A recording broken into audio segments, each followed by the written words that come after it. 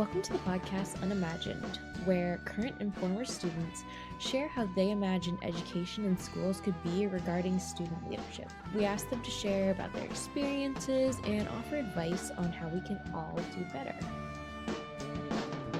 When we clear the floor of the obstacles, imagine what they will do.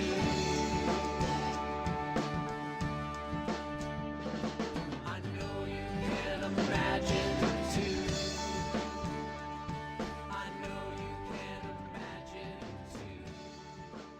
In this episode, Emma Trumbull was a student of mine in chemistry several years ago, talks to me about her experience working with professors and helping them develop their online platform. As we transition back to a pre-COVID education, Emma shares her takeaways from supporting the professors at her college. She talks about how we gained so much insight into teaching practices during COVID and perhaps incorporating some of these strategies into what we were doing prior to COVID. Also, did you know that there is competitive jump roping team? I did not. I didn't know that was something Emma did since she was in second grade. What a fascinating interview with Emma. Welcome, Emma. I'm so grateful that you were able to fit this interview in with me.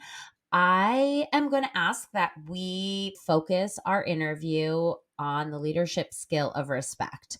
I thought that respect would be the best to address that you were in that position where you had respect from elders. And I think as we get to know you and what you're doing these days, this leadership role that you have found yourself in, respect is super important. As being your former teacher, I do remember having a lot of respect for you as a student. And so I'm curious to learn more. Okay. Could you tell us a little bit about your 5 character strengths from the VIA character survey? The 5 characteristics that I received were curiosity, creativity, bravery, love of learning, and leadership. A lot of them go hand in hand. If you think about curiosity and love of learning, creativity also is involved in that. You have to want to learn new things and do new things if you want to keep learning forever.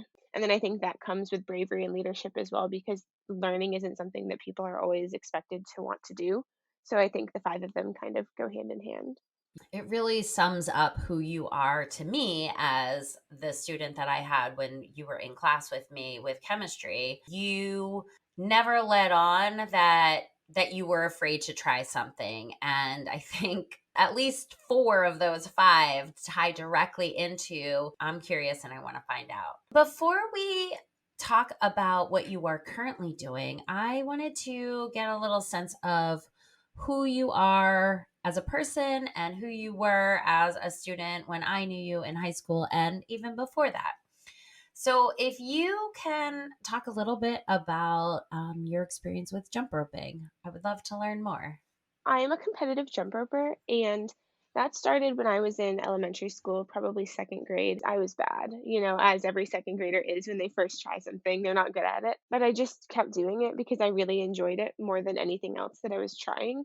And, by the time I was in 8th grade, I was competing at the national level. I've competed internationally before. And I think my favorite part of this is it brings lots of opportunities for community. It allowed me to get more roles in leadership, roles in general, being on different committees, learning how to do the media for an event, or just different things, working with people that you probably wouldn't get to do in a larger sport. So I found that really, a lot of my friends were trying to get scholarships, and I'm thinking, yeah, but I get to go travel to Ohio for a week and teach people. It's a bit of a different experience than you might have with other sports, but I really enjoyed it. The way that jump rope usually works is older jumpers become the teachers. There are often coaches that are adults, but a lot of the times the older jumpers, in their teens and 20s, will end up teaching the younger kids. And so I had gone to a camp one summer to a jump, and then a couple summers later I went to teach as a SIT, which is a staff in training. And then the following year I applied to teach as a staff, and they accepted me and they wanted me to come back again. I don't know that many people knew that about you or knew that that even existed. It's funny to think about in hindsight that you were competing at a national level, and I certainly didn't know. I feel like that's an opportunity that we miss in schools, is celebrating a lot of different things. How would we have known about what you were doing? Not automatic that we celebrate something like a dance team in the town or anything like that, but they don't have to worry about being celebrated. So nobody ever thinks about how do we celebrate somebody because it's automatic for those that are having the school name. So I think it's kind of the reverse of, yeah, let's make everybody think about, oh, let's celebrate, as opposed to just having it be this natural thing. Good morning, generals. We're gonna say the lunch special and congratulate the basketball team, and you just kind of sit through that for 4 years. I almost have an idea of like if in advisory we could every week think about a way to celebrate somebody in the room or figure out a way to celebrate yourself, because we definitely don't practice that enough. And I think it's often seen as conceited, but then we never find out really cool things about each other. So I'm trying to flip that on its head. You sort of alluded to turn it around and make it something that celebratory things happen for everybody and we just make it more normal. There's a lot to go around. What opportunities did you have as a student before college? So specifically with jump rope, I was able to travel a few times and teach, which is really cool. That might look like me missing school on a Friday, flying out on a Thursday evening and teaching all weekend, and then coming back a Sunday night, doing my homework and heading to school. Or a lot of what happens in that sort of respect happens in the summer. As I was always somewhere in the summer. Teaching or learning was a lot of it, and then competing as well. Where did you find out about jump roping? I actually was given a rope for a birthday in 3rd grade or 2nd grade. So I was just kind of trying at my house, but I thought, let's get the school involved in this. And part of that was my older brother had like a Lego club or something that had like 100 kids that would show up every week. But we ended up with a club at the elementary school in which a bunch of kids would show up once a month on like Fridays and just jump rope in the gym for an hour. By the time it was middle school, it was once or twice a week. I had kind of grown out of the school team a little bit being in middle school. And so I ended up joining a more competitive team over in the Seacoast. I think that that's a unique, fun thing that we don't do that much anymore. So it'd be cool to like try and implement that. Do high schools have teams? If we can grow the sport, that's what really matters. If you think about something like gymnastics, everyone watches the Olympics and sees Simone Biles and knows how difficult it is because they have done it or they know somebody is in gymnastics. And so everyone has that personal experience that kind of humanizes the whole thing and makes you realize how insanely difficult her doing 3 backflips with 4 turns is. And we don't have that with jump rope, so people don't realize how difficult it is because you just kind of see it all at once and you don't realize. I think if we can just get more people doing it, even if that's in a high school environment, just for fun, that's just as good in my opinion. And then a lot of high schools might have 1 or 2 jumpers at them, but then those people can take on a leadership role and teach. Would you say it's an individual sport or is there like team mentality?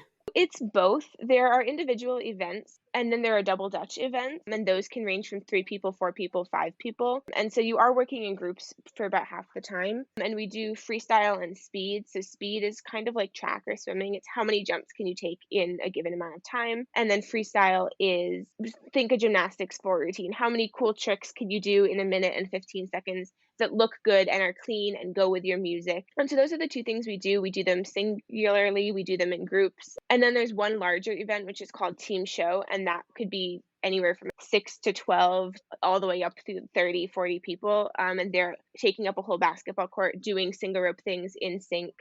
That sounds really fun. Can you continue to compete in college and beyond? Usually, a lot of people compete until they're in their 20s. This is becoming more of a thing as more people are kind of sticking with it in college and university. I will keep competing because I enjoy it so much. I love teaching, I love competing, so I think I'll keep doing it until. Let's shift now into your current opportunity that you have in college. Can you share specifically what you are doing with interested professors? My job is one that came immediately out of a COVID response. We needed something immediate to help professors learn technology. The way we describe it is that typically they're both the master of their content and their space, and then COVID hit. Now they don't master the space anymore. They're all on a computer, and for many of us, computers can be difficult and frustrating at best. And so what we're here to do is both help them with technology, help them with pedagogy, and help them with the student's perspective to kind of bring us into 21st century education, because that's what we're in. And we got thrown into it so quickly with the pandemic, and nobody really had the chance to process what 21st century education looks like. And so that's kind of what I do, is I can teach them things with Microsoft Teams, Moodle, online quizzes, and that sort of thing. And then we can also just kind of talk through their syllabus with them.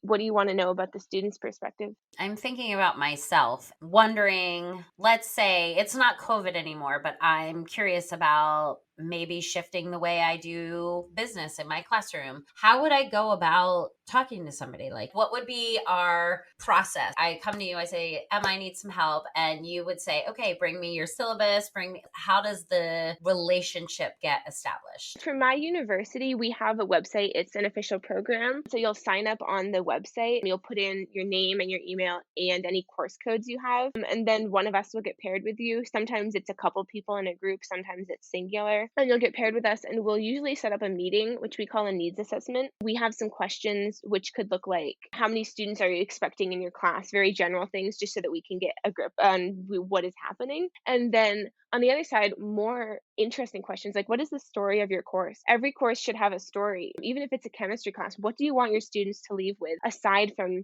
how to do basic, chemistry? What is the story of your course here? And that can be really easy, but maybe straightforward for somebody who's like teaching an English class or something. What's the story of your course? Well, this is a course about Shakespeare, and they can find their story pretty easily. A calculus class or a chemistry class, it might be a bit more difficult to kind of figure out what am I trying to really impart on my students here. This is a hefty conversation between the two of us.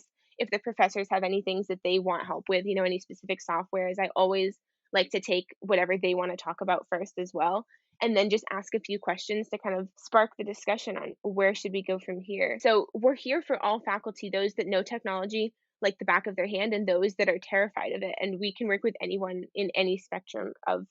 I love the idea of trying to think of what my story is, because I think that's so key to being successful. And like you said, easy is not the right word, but straightforward. That prompt is for me to sit back and reflect, because it's not just about doing the mundane rote chemistry stuff. It's about that story. So now I'm thinking about my story, and then what do we do? So then we'll usually offer some introductory recommendations. These might be just suggestions that make the page more user friendly for the student. Maybe adding a picture so that the course looks inviting when they click on it. Little things like that. And then from there, working on anything that the professor needs. Maybe we take a look at their syllabus and, make recommendations based on, well, giving a 40% final exam but that can be really stressful for students. Maybe we make it 2 midterms and then a final instead of 1 midterm and a final, and those can all be brought down slightly in weight. Or maybe we offer students the option to do a term paper instead of a midterm if they like to write better than they like to do midterms. How can we make this class one that the students can build up to their final grade? Because if they can show you that they understand the material, that's all that should really matter. And so it's just all about working back and forth to come up with a class that works best for the professor and the student.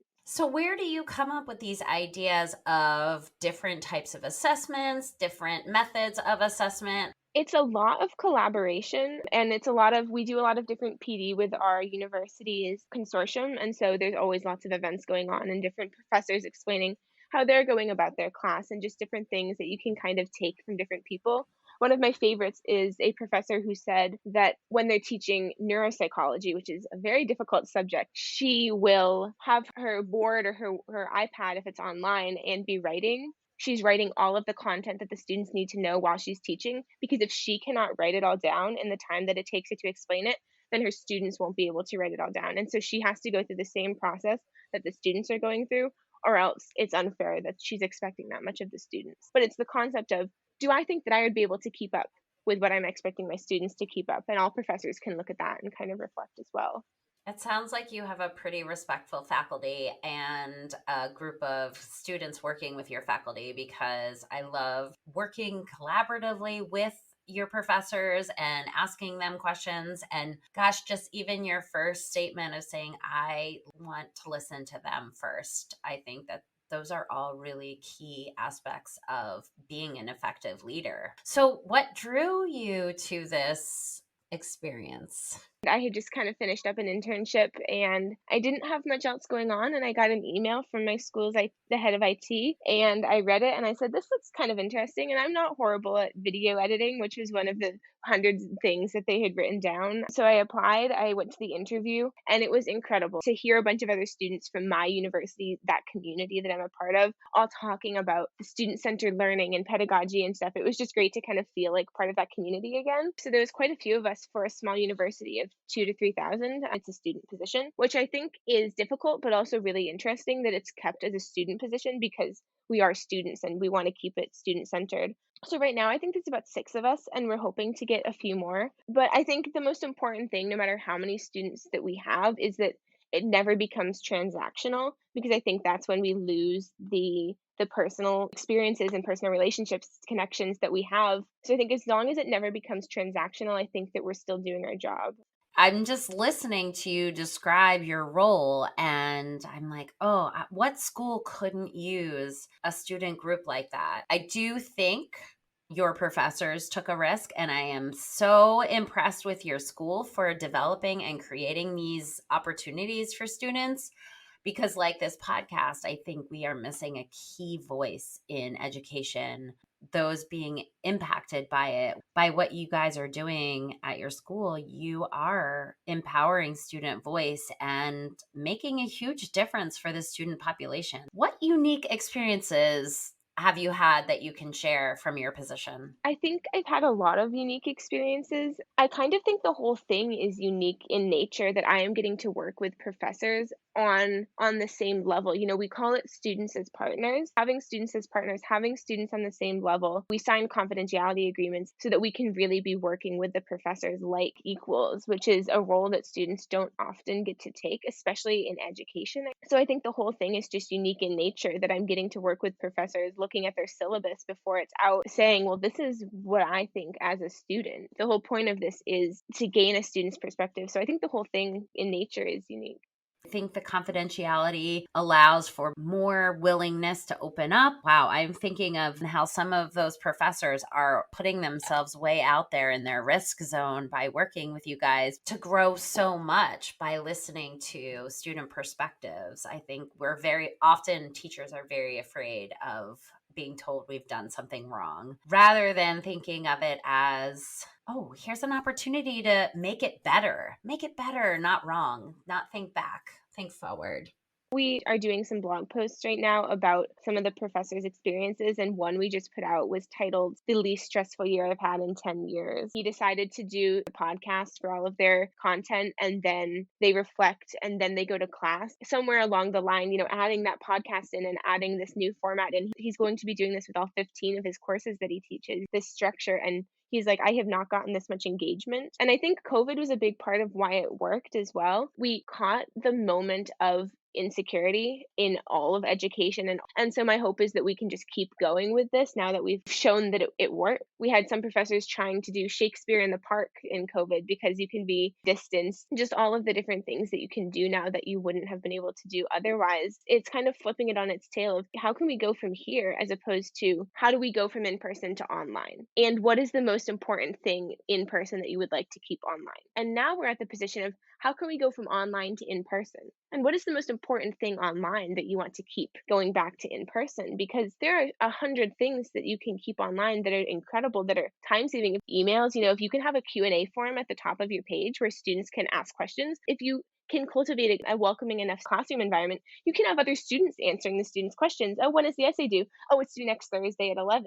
And then you don't even have to do the work anymore. You know, your email will be so much more empty. You won't be getting 100 emails from students. Or what if you have a submission box for an essay? Then you don't have to print them out. You won't get sick every year from touching all these students' papers that they keep handing into you. You can grade it right online. So it's just finding ways to use the technology that we have to save you time, save you energy, I think. If we do a no stakes assessment in which you're just giving them the opportunity to practice every week, those that want it can have it. Those that don't, that's fine. They don't have to do it. Those that want to wait and use it the week before the final exam, they can do that. And so if you give the students options for low stakes and no stakes assignments or assessments, then they can get that practice, they can get that feedback, because it makes no sense to give them an exam on something that they have no response to whether they've done it right in the past. So it's really helpful to have your professor giving you content that you know, this is kind of what it looks like on the exam. This is what I can expect from this professor, and I don't have to worry about doing amazing. Okay, so this then leads me back to high school grading. What it sounds like you are referring to is homework and what we're now maybe sort of hovering on in calling a formative assessment. So, no stakes or low stakes. How does having homework and not be counted in high school, how does that help prepare students? I noticed that once homework didn't count anymore, nobody had the drive to do it, which also brought those of us that probably would have done it anyway down. And so I think it's important to have a balance of practice, I think, versus homework. Homework is work that you're trying to complete at home because you've been assigned it. Practice is you making sure that you know the content because you want to, so that you can make sure that you're prepared. But the issue is when it comes to something like a more difficult class or a university class, finding practice is really difficult when you don't know what your professor is looking for. And each professor has their own unique way of evaluating. So I think you're right. I think putting more value on practice and homework, if it's not worth doing, then don't assign it. I have felt that when I sort of shifted away from counting homework. I mean, I was okay with doing that because if you didn't do the practice, you weren't going to be successful. And the practice was homework if you didn't finish the practice in the time that you were given to practice it. What are some struggles that you have encountered in this role? I think a big one is just the discrepancies in how we see this process working between myself, coworkers, professors. But I think part of dealing with that is just realizing that we can kind of do this however we want. It's kind of a really open-ended book here, which makes it so incredible. And so kind of letting people utilize and work with the program in whatever capacity they like best or whatever capacity will help them the most, I think is the best way to keep this going, because not everybody needs the same thing, not everybody wants the same thing. And so being able to accept that and kind of work with professors and be very flexible in what you're doing. Some want to learn how to do things, some would rather you do it.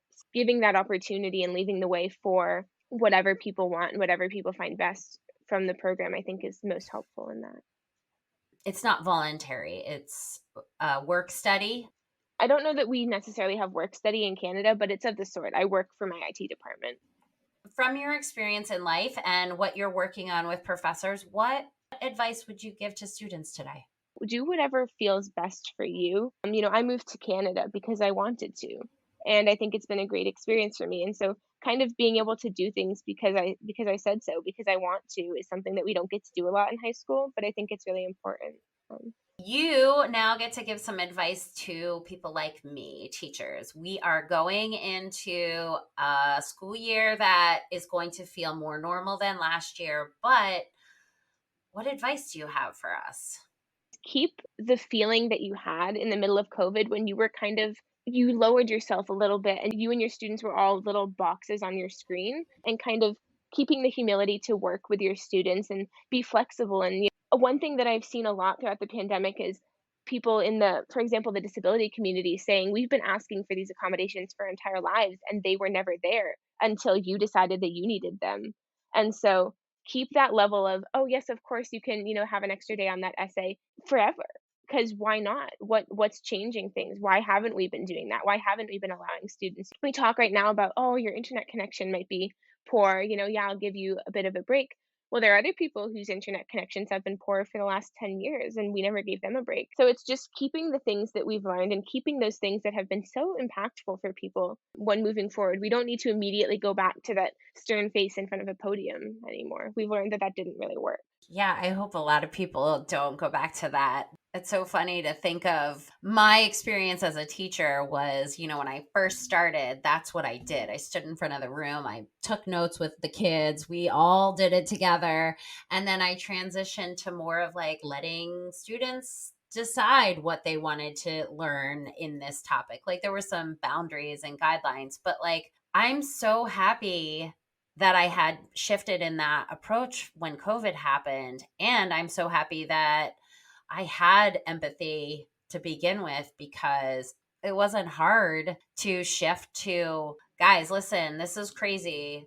Chemistry does not matter. Like, I remember in March being like, hey, can maybe we just take a week and just learn what it's like to be a family again? Because we haven't been in the same house for more than 8 hours, and most of that's sleeping ever. Like, we've never lived as a family all together for 24 hours, 7 days a week. And I think it would have been nice to figure those strategies out before we were all so stressed. So I think you're right. Remembering that feeling when we lowered ourselves and connected, because we were all feeling that we didn't have connections. Any advice for parents? Let your kids do things. The thing that it gets me the most is when parents need to control their children's lives to the point that they never will grow up. And then they like move off to university and they have no idea what they're doing. When I moved off to university, I had to get a bank account and I had to redo my life and I had to get a new social insurance number and these are things that you don't typically think about, but if your kid has been under your wing for so long that they don't even know how to order McDonald's, how are they go off and do things in the world? And that's what we need is people that are doing things. I learned a lot talking with you, and hopefully some others will hear. I hope more schools create this program that you guys have created, because I know that as a teacher, I would love to get student perspective. And I think there's so much to be learned, especially with technology right now. We are getting further and further away as older educators in being in touch. And I still want to be able to connect with kids and provide them chemistry content. I don't want to be stopped because of my fear of technology. And I think you guys do a really good job at sort of reducing that fear and building us up, teaching us. Well, thank you so much for your time. Yes, What I thank really you for liked having about this me. interview with Emma was how she so kindly shared ideas and has been so willing to help professors and teachers who are interested in improving their practices for the betterment of everyone, the professors themselves, the students they teach, and the overall experience in those classes. Thank you for listening to another episode of Unimagined. If this episode spoke to you, like it. If you think someone else could use it, share it. Or if you know of a student who has a story to tell, connect them to us.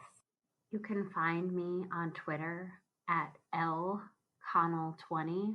The theme music for this podcast was written and produced from a former colleague of mine, Keith McLendon, who is also an educator at a vocational school in Massachusetts.